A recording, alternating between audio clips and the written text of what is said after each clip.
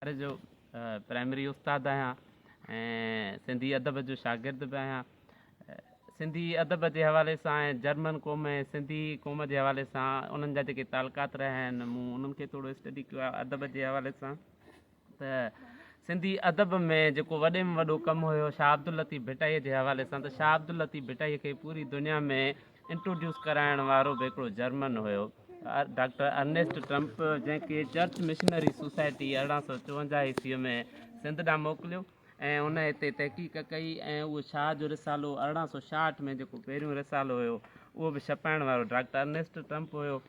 उनखां सवाइ एनी मेरी शिमिल जो बि तमामु घणो कमु आहे, ख़ासि करे सूफ़ीज़म जे हवाले सां, सिंध जे सूफ़ी शाइरनि ते तहक़ीक़ जे हवाले सां।